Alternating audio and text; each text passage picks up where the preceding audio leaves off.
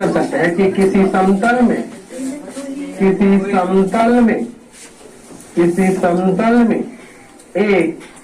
निश्चित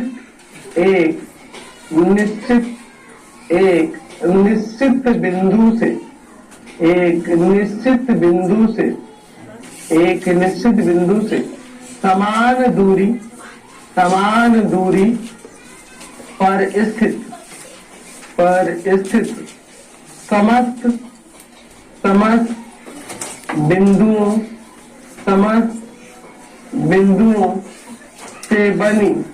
समस्त बिंदुओं से बनी आकृति को वृत्त कहते हैं। चलिए अब इसको थोड़ा समझ लेते हैं। ये आपका समतल हुआ। अब इस समतल पे मैं एक बिंदु यहाँ पे ले लेता हूँ।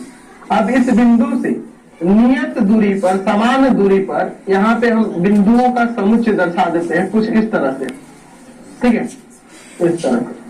यानी कहने का मतलब यह है कि ये आपका समतल हो गया, समतल पर एक बिंदु हो गया। इस समतल पर स्थित बिंदु से उसी तरह से यहाँ से यहाँ पर ये भी समान दूरी है, ये इससे इसके समान दूरी है, और यहाँ पर भी बिंदु होगा। ऐसे यह जो पथ जो बन रहा है ना, ये बहुत सारे बिंदुओं से मिलकर बना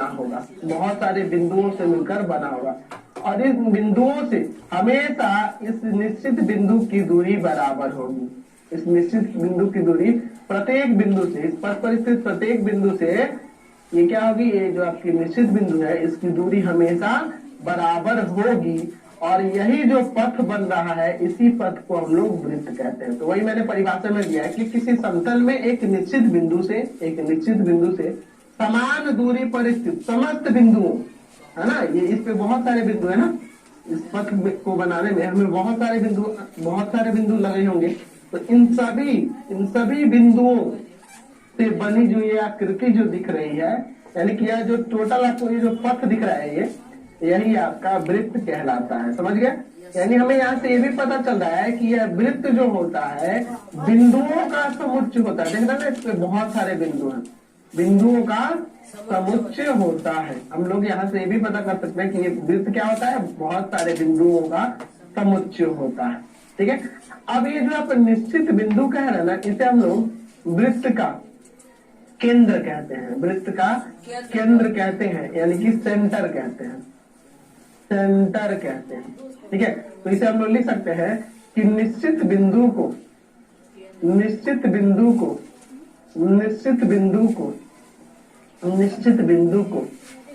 का केंद्र कहते हैं। निश्चित बिंदु को वृत्त का केंद्र कहते हैं। और ये समान दूरी हो रही है, जो नियत दूरी हो रही है, यानी कि केंद्र से इस वृत्त की जो दूरी हो रही है, उसे हम लोग वृत्त की त्रिज्या कहते हैं। क्या कहते हैं इसे? त्रिज्या कहते हैं। त्रिज्या यानी कि रेडियस। ठीक है, रेडियस। इसे अर्ध व्यास भी कह सकते हैं। त्रिज्या को हम लोग अर्ध व्यास भी कह सकते हैं। अर्ध व्यास, सेमी डायमीटर। ठीक है, या रेडियस भी कह सकते हैं। ठीक है, अर्ध व्यास कहिए या त्रिज्या कहिए। समझ गए? और इसे हम लोग जनरली आर से सूचित करते हैं, और जो केंद्र होता है उसे जनरली ओ से सूचित करते हैं। ठीक है, तो हम लोग लिख सकते हैं इसको कि यह जो नियत दूरी है ना, यह जो नियत दूरी होती है, यानी कह सकते हैं कि केंद्र से वृत्त के किसी बिंदु की दूरी वृत्त की त्रिज्या कहलाती है। त्रिज्या या फिर अर्धव्यास कहलाती है। अर्धव्यास कहलाती है। समझ गए? और इसे हम लोग किसे सूचित करते हैं? आर से सूचित करते हैं। ये आपको ध्यान रखना होगा।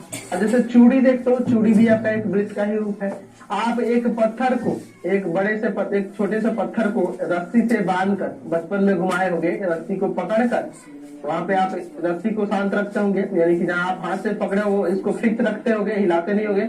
और हाथ जब ऐसे ऐसे घुमाएंगे तो ये रोटेट करता है, और ये रोटेट करता है तो जो पथ का निर्माण होगा वही आपका वृत्त कहलाएगा। इस तरह से एक पथ का निर्माण होगा ना। आप सिंपल सा एक पत्थर को एक रस्सी से बांधकर घुमाओगे तो गोलाकार एक पथ का निर्माण होगा, और वही पथ क्या है? वृत्त। आप चूड़ी देखे हो, वह भी आपका एक वृत्त का ही रूप है।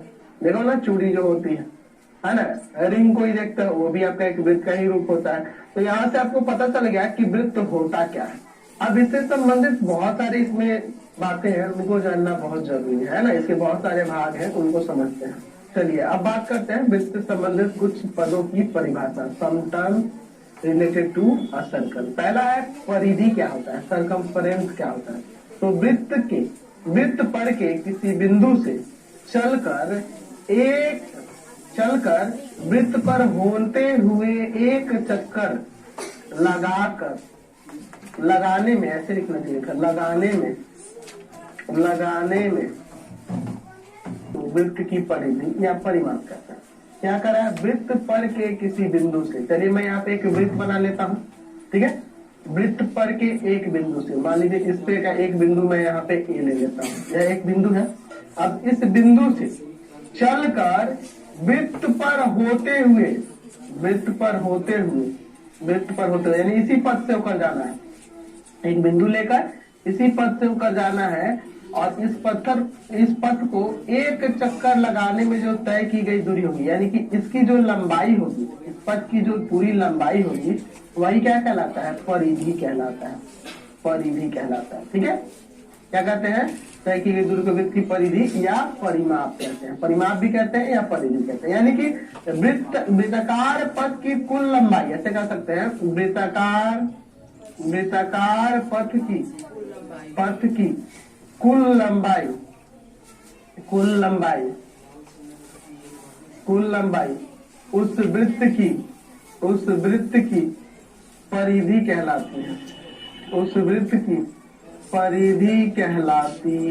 उस वृत्त की परिधि कहलाती है। समझ गया वृत्त की परिधि क्या होती है।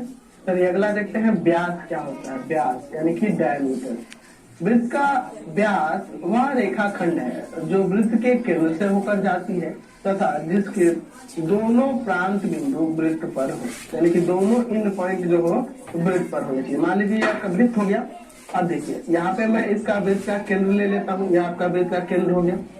अब हम लोग क्या करते हैं कि एक रेखाखंड ऐसी लेते हैं जो वृत्त के केंद्र से होकर जाए, जैसे कि आप परिभाषा में देख रहे हैं वृत्त के केंद्र से होकर जा रहा है, और जिसका दोनों प्रांत बिंदु वृत्त पर है, यानी कि दोनों इन पॉइंट, इस रेखाखंड का दोनों इन पॉइंट कहाँ है?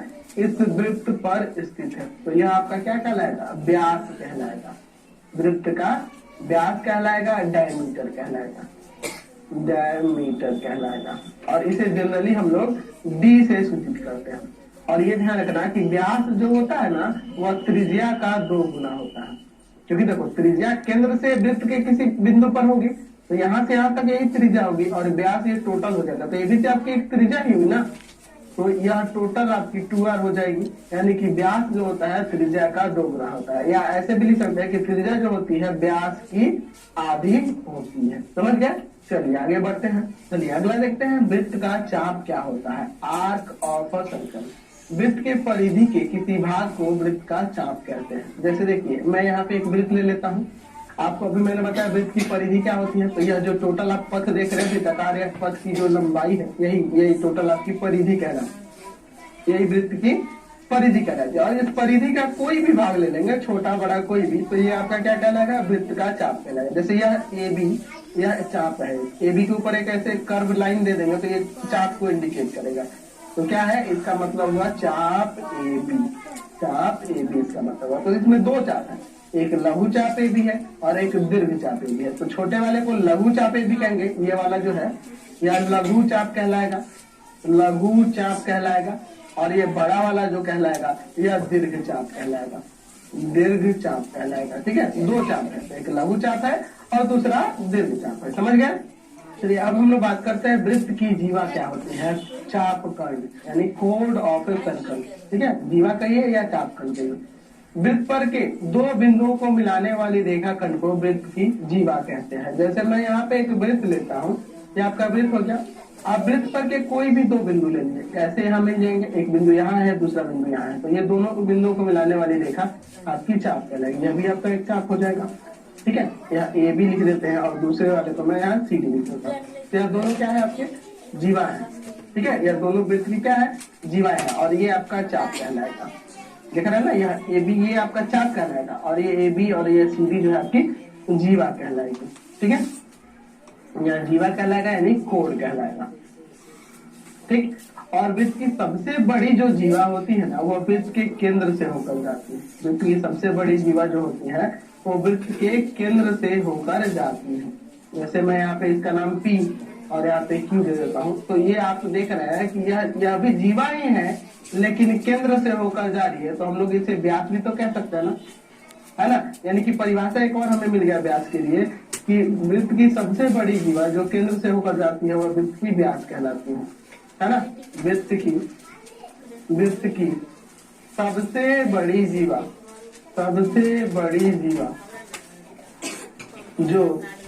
जो केंद्र से होकर जाती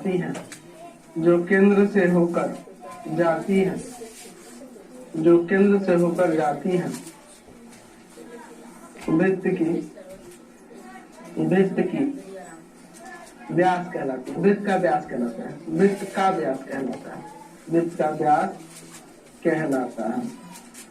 वृत्त का व्यास कहलाता है। ठीक है, चलते हैं आगे।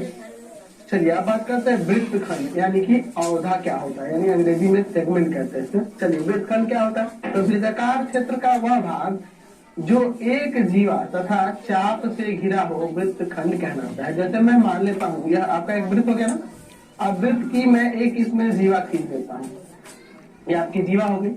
तो वृत्त की जीवा और एक चाप, जीवा और चाप से घिरा हुआ क्षेत्र यह जो देख रहे हैं, यह क्षेत्र जो मैंने छायांकित किया, यह एक आपका क्या है, वृत्तखंड है। तो यह छोटा है इसलिए इसे लघु वृत्तखंड कहेंगे। लघु वृत्तखंड यानी माइनर सेगमेंट कहेंगे। ठीक है, माइनर सेगमेंट कहेंगे। और देखिए यह एक जीवा है यहाँ पे, और यह भी तो आपका एक चाप है। तो यहाँ ये जो घिरा हुआ ये जो क्षेत्र है, ये पूरा क्षेत्र, ये भी तो आपका क्या कहलाएगा, एक वृत्तखंड कहलाएगा, लेकिन बड़ा है इसलिए इसे दीर्घ वृत्तखंड कहेंगे। दीर्घ वृत्तखंड यानी मेजर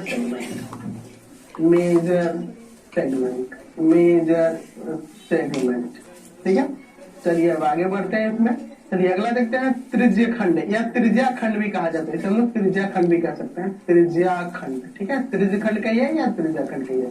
सेक्टर क्या होता है, किसी वृत्त में दो त्रिज्याओं और उनके बीच के चाप से घिरे हुए क्षेत्र को त्रिज्या खंड या त्रिज्य खंड कहते हैं। चलिए समझिए, ये आपका वृत्त हो गया। वृत्त की मैं यहाँ पे दो त्रिज्याएं ले लेता हूँ, यह आपकी एक त्रिज्या होगी और दूसरी त्रिज्या यह होगी, दो त्रिज्याएं होंगी, और इन त्रिज्याओं और यहाँ देखिए एक चाप, त्रिज्याओं के बीच का एक चाप से घिरा हुआ यह जो क्षेत्र होगा ना, ये जो मैंने छायांकित किया, ये आपका सेक्टर कहलाएगा, त्रिज्या खंड कहलाएगा। तो ये छोटा है इसलिए हम लोग इसे लघु त्रिज्या खंड